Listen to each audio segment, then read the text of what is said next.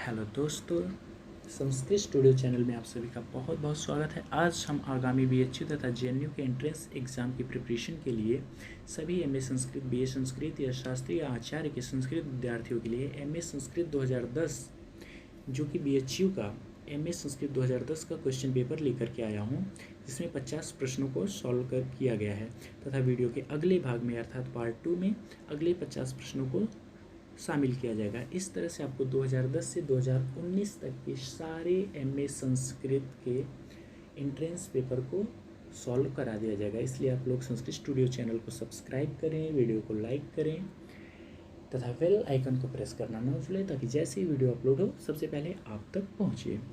तो आइए शुरू करते हैं। आप देख रहे हैं आपकी स्क्रीन पे एमए संस्कृत लिखा हुआ है। क्वेश्चन बुक नंबर 10P24231 ये पेपर का नंबर है, सीरियल नंबर या जो कुछ भी होता होगा। इंस्ट्रक्शन ऑफ कैंडिडेट्स, इसे आप पढ़ लें अगर आपको ज़रूरत हो कोई। इसमें बताया गया कैंडिडेट्स को क्या क्या इंस्ट्रक्शन ऑफ फॉलो करने होते हैं सेंटर पे। ये 2010 का पेपर है, जबकि 2010 के पेपर में आपको 150 प्रश्न मिलते थे और 2 घंटे का टाइम मिलता था। बट आने वाले 2020 की परीक्षा में सिर्फ 120 प्रश्न आपको सॉल्व करने रहेंगे तथा टाइम वगैरह का शेड्यूल आपको वहाँ पर देखने को मिलेगा। तो आइए शुरू करते हैं। प्रश्न नंबर 1 में पूछा गया है, ऐतरेय ब्राह्मण किस वेद से संबंधित है? तो ऐतरेय ब्राह्मण ऋग्वेद से संबंधित है। प्रश्न नंबर 2 में पूछा गया है, शुक्ल यजुर्वेद इस नाम से भी जाना जाता है। ऑप्शन में है तैत्तिरीय संहिता, काठक संहिता, मैत्रायणी संहिता, वाजसनेयी संहिता। आपको पता होना चाहिए शुक्ल यजुर्वेद को वाजसनेयी संहिता के नाम से जाना जाता है।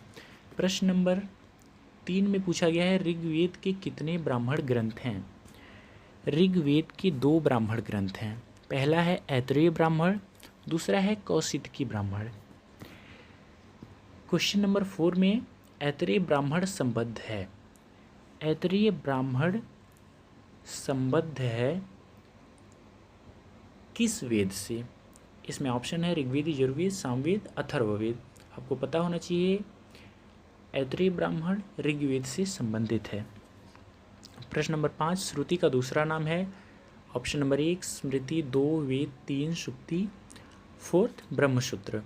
स्मृति का दूसरा नाम वेद है, क्योंकि वेद का विकास क्रम सुन के हुआ है। ऋषियों ने अपने शिष्यों को सुना है, शिष्यों ने अपने शिष्यों को, इस तरह से सुनते सुनते इसका विकास क्रम हुआ है। प्रश्न नंबर 6, ऋग्वेद के प्रथम सूक्त में किस देवता की स्तुति है? Option number 1 Agni, option number 2 Indra, option number 3 Varun, option number 4 Savita. Rigveda के प्रथम सूक्त में अग्नि का वर्णन हुआ है, इसलिए आपको ट्रिक लगाना है अग्नि पे। प्रश्न नंबर 7, यजुर्वेद के कितने प्रकार हैं? यजुर्वेद के 2 प्रकार हैं, या यजुर्वेद के 5 प्रकार हैं, या 4 प्रकार हैं, या 3 प्रकार हैं? यजुर्वेद के 2 प्रकार हैं। पहला शुक्ल यजुर्वेद और दूसरा कृष्ण यजुर्वेद। प्रश्न नंबर 8 में पूछा गया है, उव्वट ने किस वेद पर भाष्य लिखा है? ऑप्शन 1 ऋग्वेद, यजुर्वेद, सामवेद, अथर्ववेद। उव्वट ने यजुर्वेद के कांड और शाखा का भाष्य लिखा था। प्रश्न नंबर 9 में पूछा गया है, सामवेद में शाम का अर्थ है। सामवेद में शाम का क्या अर्थ है? ऑप्शन नंबर 1 उपासना, दूसरा कर्म, तीसरा गायन, चौथा ज्ञान। सामवेद में शाम का अर्थ है गायन। प्रश्न नंबर 10, वेदों में सबसे अर्वाचीन वेद है। Option number 1 Rigveda, option number 2 Yajurveda, option number 3 Samaveda, option number 4 Atharvaveda. वेदों में सबसे अर्वाचीन वेद है अथर्ववेद। इस प्रश्न पे आपको ध्यान देना होगा। अगर पूछता है सबसे प्राचीन वेद तो आपको ऋग्वेद लगाना है, और पूछता है अर्वाचीन तो अथर्ववेद पे लगाना है। इसलिए आपको प्राचीन और अर्वाचीन के वेद को जानना जरूरी है। प्रश्न नंबर 11 है, उपनिषदों में क्या वर्णित है? उपनिषदों में क्या वर्णित है? ऑप्शन नंबर 1 मारण विद्या, ऑप्शन नंबर 2 मोहन विद्या, कर्मकांड विद्या, ब्रह्म विद्या। उपनिषदों में ब्रह्म विद्या का वर्णन है। इस प्रश्न को आप लोग अच्छे से याद करें। उपनिषदों में ब्रह्म विद्या का वर्णन है। प्रश्न नंबर 12, निरुक्त के रचनाकार कौन है? निरुक्त के रचनाकार कौन हैं? Option number 1 Shankaracharya, number 2 Vatsyayana, number 3 Brihaspati, number 4 Yaska. तो यास्क मुनि जो थे इन्होंने निरुक्त की रचना की थी। ये भी वेद का ही एक अंग है। इसकी रचना यास्क मुनि ने किया था, इसलिए निरुक्त के रचनाकार यास्क मुनि हैं। प्रश्न नंबर 13, कौन सा वेदांग वेद का मुख्य है? छंद, व्याकरण, ज्योतिष या शिक्षा? इसके लिए एक श्लोक है, छोटे छोटे चरणों में विभक्त है। अगर वो आपको याद है तो सही है, अन्यथा मैं आपको बता देता हूँ। कहा जाता है मुखम व्याकरणम प्रोक्तम, अर्थात वेद रूपी पुरुष का मुख जो है वो व्याकरण है। छंद, छंद क्या है? छंद पादौ तु वेदस्य, अर्थात छंद वेद रूपी पुरुष के पैर हैं। ज्योतिष क्या है? ज्योतिषाम नयनम चक्षु, ज्योतिषामयनम चक्षु, अर्थात ज्योतिष वेद रूपी पुरुष की आँखें हैं। शिक्षा, शिक्षा क्या है? शिक्षा, शिक्षा घ्राणम तु वेदस्य, अर्थात शिक्षा जो है वेद रूपी पुरुष की नासिका है। प्रश्न नंबर 14, अग्नि किस लोक की देवता है? पृथ्वी लोक की, अंतरिक्ष लोक की, द्युलोक की या अंतरिक्ष तथा द्युलोक की? इसमें ऑप्शन नंबर 1 सही है, पृथ्वी लोक, अर्थात अग्नि पृथ्वी लोक की देवता है। अब आ जाइए प्रश्न नंबर 15 पे। वेद का चक्षु कहा जाने वाला वेदांग कौन है? वेद का चक्षु अर्थात आँख होता है। वेद का चक्षु किसे कहते हैं? व्याकरण को या निरुक्त को या ज्योतिष को या शिक्षा को? ज्योतिषाम अयनम चक्षु, ऐसा कहा गया है। ज्योतिष वेद रूपी पुरुष की चक्षु है। चक्षु है अर्थात आँख है, इसलिए आपको ये ध्यान रखना होगा, ये याद रखना होगा। ज्योतिषाम अयनम चक्षु। व्याकरण क्या है? मुखम व्याकरणम प्रोक्तम, अर्थात व्याकरण मुख है। निरुक्त क्या है? निरुक्तम श्रोत्रम उच्यते, ऐसा कहा गया है, अर्थात निरुक्त श्रोत्र मतलब कान, जिस अंग से हम सुनने का कार्य करते हैं, अर्थात निरुक्त क्या है? कान है। ज्योतिष क्या है? ज्योतिष आँख है। शिक्षा क्या है? शिक्षा नाक है। प्रश्न नंबर 16 पे आते हैं। यह वेदांग वेद का पाद है, मतलब वेद का कौन सा वेदांग है जिसे हम वेद का पैर कहते हैं? व्याकरण, ज्योतिष, छंद, कल्प। व्याकरण, ज्योतिष और छंद के बारे में आपको पता चल गया है पिछले प्रश्नों में। अब यहाँ पर बचता है कल्प। कहा गया है कल्प को हाथ कहा गया है। हस्तौ कल्पोत पठ्यते, पूरी लाइन इस प्रकार है। छंदः पादौ तु वेदस्य, हस्तौ कल्पोत पठ्यते, ज्योतिषामयनम चक्षुर, निरुक्तम श्रोत्रमुच्यते, शिक्षा घ्राणम तु वेदस्य, मुखम व्याकरणम स्मृतम, तस्मात् संगमधीत्यैव ब्रह्मलोके महीयते, अर्थात कल्प जो है वेद रूपी पुरुष का पैर है। प्रश्न नंबर 17, यह एक उपनिषद का नाम नहीं है, अर्थात इनमें से कौन सा उपनिषद नहीं है? छांदोग्य, बृहदारण्यक, सांख्यायन। प्रश्न, आपको पता है छांदोग्योपनिषद होता है, बृहदारण्यकोपनिषद होता है, प्रश्नोपनिषद होता है, लेकिन जो सांख्यायन है, सांख्यायन कोई उपनिषद नहीं है। सांख्यायन आरण्यक है और ब्राह्मण है, जो कि ऋग्वेद में पाया जाता है। सांख्यायन, जिसे सांख्यायन या कौशिकी ब्राह्मण कहते हैं या फिर सांख्यायन आरण्यक कहते हैं, इसलिए सांख्यायन उपनिषद नहीं है, जबकि सांख्यायन ब्राह्मण है या आरण्यक है। अब आ जाते हैं प्रश्न नंबर 18 पे। वृत्तासुर का नाश करने वाले देवता कौन थे? ऑप्शन नंबर 1 अग्नि, 2 इंद्र, 3 वरुण, 4 सविता। वृत्तासुर का नाश किया था इंद्र ने वज्र से, इसलिए वृत्तासुर का नाशक देव कौन है? इंद्रदेव हैं।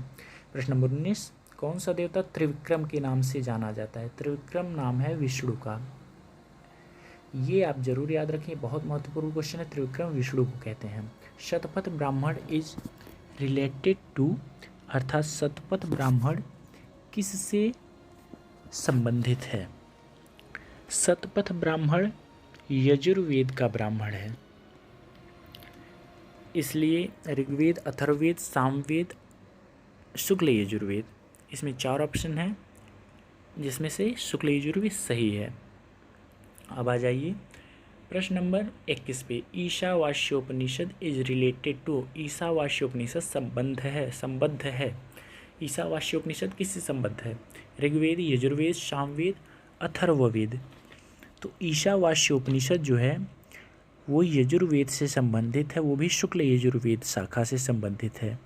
शुक्ल यजुर्वेद शाखा के दो उपनिषद हैं, ईशावास्योपनिषद और बृहदारण्यकोपनिषद। कृष्ण यजुर्वेद के 4 उपनिषद हैं, कठोपनिषद, मैत्रायणी उपनिषद, तैत्तिरीय उपनिषद, श्वेताश्वतर उपनिषद। अर्थात शुक्ल यजुर्वेद शाखा के 2 उपनिषद हैं तथा कृष्ण यजुर्वेद शाखा के 4 उपनिषद हैं। इस तरह से अगर यजुर्वेद में पूछा जाए तो 6 उपनिषद हो जाते हैं। अगले प्रश्न पे जाते हैं। प्रश्न नंबर 22, ब्राह्मणोस्य मुखमासीद, ब्राह्मणो अस्य मुखम आसीद, यह किस सूक्त में उपलब्ध है? पूषा सूक्त, पुरुष सूक्त, हिरण्यगर्भ सूक्त या इंद्र सूक्त में? ब्राह्मणोस्य मुखमासीद बाहुराजन्यकृतः ऊरुचद्वस्यः। इस तरह से एक श्लोक है जिसमें बताया गया है कि चारों वर्णों की उत्पत्ति किस तरह से हुई है, अतः यह पुरुष सूक्त में पाया जाता है। प्रश्न नंबर 23, शुल्ब सूक्त कात्यायन किस वेद से संबंधित है? शुल्ब सूक्त कात्यायन जो है यजुर्वेद से संबंधित है और ये भी शुक्ल यजुर्वेद शाखा का शुल्ब सूत्र है। कात्यायन शुल्ब सूत्र शुक्ल यजुर्वेद से संबंधित है। प्रश्न नंबर 24, प्रश्न नंबर 24, इसमें पूछा गया है गौतम धर्मसूत्र किस वेद से संबंधित है? इसमें आपको पता होना चाहिए गौतम धर्मसूत्र जो है वो सामवेद से संबंधित है और सामवेद का सिर्फ एकमात्र धर्मसूत्र है और वो है गौतम धर्मसूत्र। प्रश्न नंबर 25, वशिष्ठ धर्मसूत्र किस वेद से संबद्ध है? ऋग्वेद, यजुर्वेद, सामवेद, अथर्ववेद। वशिष्ठ धर्मसूत्र ऋग्वेद से संबंधित है और यह वशिष्ठ धर्मसूत्र ऋग्वेद का एकमात्र धर्मसूत्र है।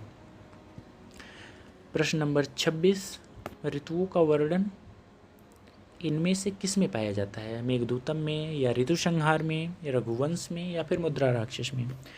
तो ऋतुओं का वर्णन आपको ऋतुसंहार नाटकम में मिलता है जो कालिदास के द्वारा लिखा गया है। तो ऋतुओं का वर्णन ऋतुसंहार नाटक में मिलता है। प्रश्न नंबर 27, मुद्रा राक्षसम किसकी रचना है? भट्टनारायण, शूद्रक, कालिदास या विशाखदत्त? आपको इन चारों ऑप्शनों को जान लेना चाहिए। भट्टनारायण ने वेणी संहार नाटकम लिखा है, शूद्रक ने मृक्ष कटिकम लिखा है, कालिदास के तो कई सारे ग्रंथ हैं जो कि आप जानते ही हैं। मुद्रा राक्षसम जो है विशाखदत्त की रचना है। विशाखदत्त ने 2 रचनाएं की हैं, मुद्रा राक्षसम और देवी चंद्रगुप्तम। ये प्रश्न बहुत ही इम्पॉर्टेंट है। विशाखदत्त ने 2 रचनाएं की हैं, मुद्रा राक्षसम और देवी चंद्रगुप्तम की। अब आते हैं प्रश्न नंबर 28 पे। हर्षचरित का रचनाकार कौन है? हर्षचरित का रचनाकार कौन है? बाणभट्ट, कुमारिल भट्ट, भूषण भट्ट या मम्मट? तो हर्षचरित के रचनाकार बाणभट्ट हैं। प्रश्न नंबर 29, यह नाटक भवभूति की रचना नहीं है, अर्थात इनमें से कौन सा ऐसा नाटक है, मतलब ये चारों नाटक हैं और इनमें से कौन सा नाटक भवभूति ने नहीं लिखा है? वेणी संहारम, उत्तर रामचरितम, महावीर चरितम, मालती माधवम। इस प्रश्न में आपको ये समझ लेना चाहिए महावीर चरितम, उत्तर रामचरितम, मालती माधवम ये भवभूति की रचनाएं हैं। वेणी संहारम भवभूति की रचना नहीं है। वेणी संहार नाटक जो है ये भट्ट नारायण की रचना है। तो वेणी संहार नाटकम इसमें से सही ऑप्शन है। प्रश्न नंबर 30, कुमार संभव महाकाव्य के रचयिता कौन है? ये सर्वविदित है, कुमार संभव की रचयिता कालिदास जी हैं। नंबर 3 ऑप्शन सही है। नाउ 31, दूत वाक्यम के रचयिता कौन है? ऑप्शन नंबर 1 व्यास, 2 वाल्मीकि, 3 भास, कालिदास। इन चारों में से दूत वाक्यम के रचयिता भास हैं। ऑप्शन नंबर 3 सही है। अब आते हैं क्वेश्चन नंबर 32, मालती माधवम किसकी रचना है? भवभूति, कालिदास, भारवी या बाणभट्ट? तो मालती माधवम भवभूति की रचना है, जैसे कि आपने 29 नंबर क्वेश्चन नंबर 29 में आपने दिखा। उत्तर रामचरितम, मालती माधवम और महावीर चरितम भवभूति की रचना थी। तो यहाँ पर पूछा गया है मालती माधवम किसकी रचना है, तो मालती माधवम भवभूति की रचना है। अब आते हैं प्रश्न नंबर 33 पे। अर्जुन किस नायक के रूप में वर्णित, अर्जुन किसमें नायक के रूप में वर्णित है, अर्थात कौन से ग्रंथ में अर्जुन को नायक की तरह वर्णित किया गया है, दिखाया गया है। किरातार्जुनीयम, शिशुपालवधम, कुमार संभवम, नैषध चरितम। किरातार्जुनीयम में अर्जुन को नायक के रूप में प्रस्तुत किया गया है। शिशुपाल वधम में जो शिशुपाल है उसका वध हुआ है, तो इसमें अर्जुन का कुछ भी लेना देना नहीं है। कुमार संभवम में कुमार कार्तिकेय का वर्णन है, तो अर्जुन का कोई लेना देना नहीं है। नैषध चरितम में राजा महाराज नल का वर्णन है, तो इसलिए किरातार्जुनीयम में अर्जुन को नायक के रूप में प्रस्तुत किया गया है। अब प्रश्न नंबर 34 देखते हैं, कौन सा युग्म सही नहीं है। कालिदास रघुवंशम, भारवी किरातार्जुनीयम, श्रीहर्ष जानकी हरणम, भवभूति उत्तर रामचरितम। अब इसमें से आप पढ़िए कौन सा ऑप्शन आपको गलत लगता है। कालिदास ने रघुवंश की रचना की है, सही है। भारवी किरातार्जुनीयम की रचना की है, ये भी सही है। श्रीहर्ष जानकी हरणम, इसमें थोड़ा सा कन्फ्यूजन है। अगला ऑप्शन देख रहे हैं भवभूति उत्तर रामचरितम। पिछले प्रश्न में भी आपने पढ़ा था जिसमें 3 रचनाएं भवभूति की थी, उसमें उत्तर रामचरितम था, अर्थात ये भी सही है। अब श्रीहर्ष जानकी हरणम, श्रीहर्ष ने जानकी हरणम की रचना नहीं की है। जानकी हरणम की रचना कुमार दास ने की है, इसलिए ये थर्ड ऑप्शन इसमें सही होगा। प्रश्न नंबर 35, रघुवंश में किस वंश के राजाओं का वर्णन है। ऑप्शन नंबर 1 सोम, 2 सूर्य, 3 गंधर्व, ऑप्शन नंबर 4 किन्नर। रघुवंश में सूर्य वंश के राजाओं का वर्णन है, क्योंकि रघुवंश में कहा गया है क्व सूर्य प्रभो वंश क्व चाल्प विषयामति तितिर सुरदुस्तरम मोहात्पिनात्मि सागरम। इस तरह से उसमें दिखाया गया है कि मतलब सूर्य, रघुवंश में सूर्यवंश के राजाओं का वर्णन है। प्रश्न नंबर 36, नैषध चरितम में नायक कौन है। नैषध चरितम में दुष्यंत नायक है या नल नायक है, शिव नायक है या अर्जुन नायक है। जैसा कि नाम है नैषध चरित, नैषध चरित में नल को नायक के रूप में प्रस्तुत किया गया है। माँ निषाद, प्रश्न नंबर 37, माँ निषाद प्रतिष्ठा उक्ति किससे संबंध है। व्यास से, कालिदास से, भास से, वाल्मीकि से। ये सूक्ति वाल्मीकि से संबद्ध है। प्रश्न नंबर 38, इनमें प्राचीनतम कौन है। रामाभिषेक, महाभारतम, उत्तर रामचरितम, रघुवंशम। इसमें सबसे प्राचीन है महाभारतम, जिसकी रचना व्यास जी ने की थी।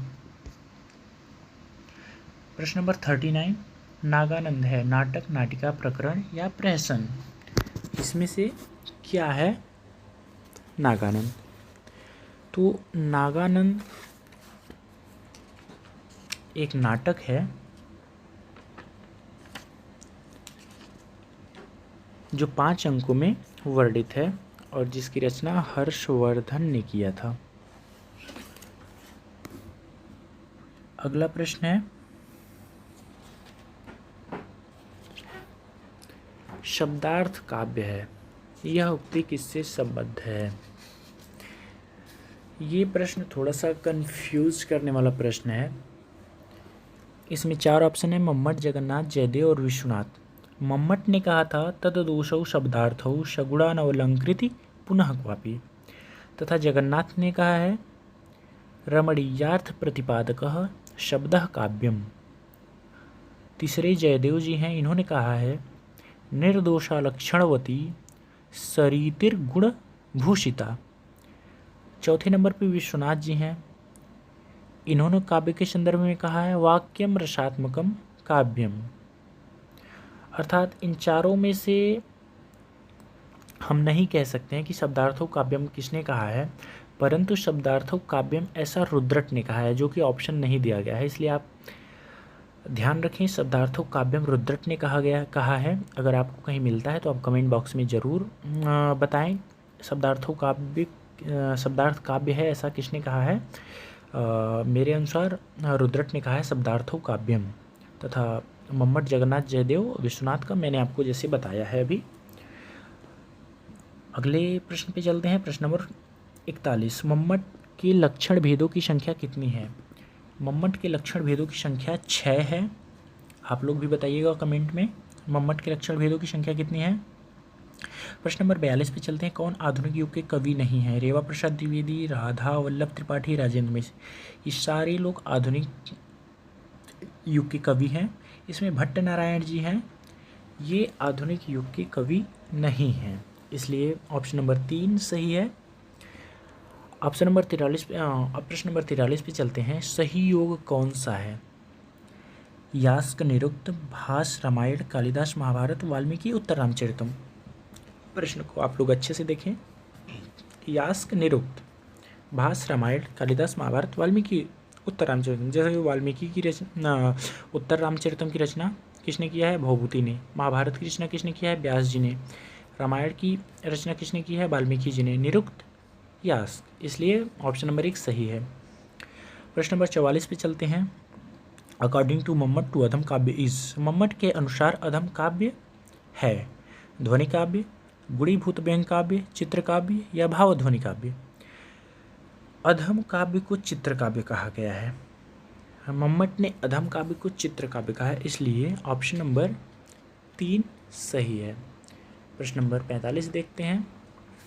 कौन सा पात्र अभिज्ञान शाकुंतलम में वर्णित है? चाणक्य, राज्यवर्धन, गौतमी या राम। चाणक्य का वर्णन नहीं है, राज्यवर्धन का भी वर्णन नहीं है और राम का वर्णन तो है ही नहीं, इसलिए ऑप्शन नंबर 3 गौतमी सही है। प्रश्न नंबर 46 देखते हैं। अपरितो साधु विदुषाम न साधु मन्ये प्रयोग विज्ञानम। यह शुक्ति किस ग्रंथ में उक्त है या कहा गया है? ऑप्शन नंबर 1 अभिज्ञान शाकुंतलम, 2 वेणी संहार, तीसरा महावीर चरितम, चतुर्थ उत्तर रामचरितम। अपरितोषाद विदुषाम न साधु मन्ये प्रयोग विज्ञानम, यह अभिज्ञान शाकुंतलम में कहा गया है, लिखा हुआ है। प्रश्न नंबर 47 अश्वघोष रोट। अश्वघोष किसके रचयिता हैं? अश्वघोष ने कौन सा ग्रंथ लिखा है? बुद्धचरितम, रत्नावली, नैषध चरितम या प्रतिमा नाटकम। अश्वघोष ने बुद्धि चरित की रचना की है। बुद्धि चरितम अश्वघोष की रचना है। ऑप्शन नंबर 2 रत्नावली भास की रचना है। नैषधीय चरित हर्ष की रचना है। प्रतिमा नाटक भी भास की रचना है। अर्थात रत्नावली और प्रतिमा नाटक भास की रचना है, नैषध चरित हर्ष की रचना है, बुद्धि चरित अश्वघोष की रचना है। ये सारी चीज़ें आपको जरूर याद होनी चाहिए। प्रश्न नंबर 48 देखते हैं। गंगा यमुना संगम वर्णन कहाँ है? गंगा यमुना संगम का वर्णन अगर देखा जाए तो स्पष्टतः रघुवंश के 13वें सर्ग में मिलता है। अगर आपको किसी और ग्रंथ में मिलता है या मेघदूत या विज्ञान या कुमार संभव में, तो आप ज़रूर हमें बताएं कि ये कहाँ पे आपको मिला। लेकिन हमारे अनुसार हमने जो इसका उत्तर पाया उसका उत्तर यही है, रघुवंश के 13वें सर्ग में गंगा यमुना के संगम का वर्णन है। प्रश्न नंबर 49 पे चलते हैं। हु रोट श्रृंगार शतक। श्रृंगार शतक किसकी कृति है? भास, अमरूक, बाण, भर्तृहरि। भर्तृहरि ने श्रृंगार शतकम की शतकत्रय की रचना भर्तृहरि ने की है। नीति शतक, श्रृंगार शतक और वैराग्य शतक। अमरूक जी अमरु शतकम की रचना की है। माघ का और बाण का आप लोग जानते ही हैं। चलते हैं प्रश्न नंबर 50 की तरफ। प्रश्न नंबर 50 है। पातुम न प्रथमम व्यवस्यति जलम किस काव्य की उक्ति है? पातुम न प्रथमम जलम, पातुम न प्रथमम व्यवस्यति जलम युष्माश्वपीतेषु न, ऐसे करके श्लोक है। यह अभिज्ञान शाकुंतलम में वर्णित है, इसलिए ऑप्शन नंबर 1 सही होगा। तो इस तरह से ये आपकी वीडियो का पहला पार्ट 50 प्रश्नों की श्रृंखला के साथ संपूर्ण हुआ। उम्मीद है कि आप सभी को ये बहुत ही पसंद आया होगा। कमेंट में आप लोग ये बताना ना भूलें कि अगली वीडियो आप संस्कृत संबंधी किस विषय पे चाहते हैं। आप किसी भी विषय पे जिस पे आप सभी लोग को ज़्यादा ज़रूरत हो, आगामी परीक्षाओं को मद्देनज़र रखते हुए आप लोग कमेंट में ज़रूर, कमेंट बॉक्स में कमेंट करके ज़रूर बताएं। हमारी पूरी कोशिश होगी कि हम आपको अच्छी से अच्छी क्वालिटी की वीडियोस उपलब्ध कराएं, जिसमें आपके लिए बहुत सारे प्रश्नों का संकलन होगा। धन्यवाद। संस्कृत स्टूडियो चैनल के साथ आप अपना प्यार बनाए रखें। जय हिंद।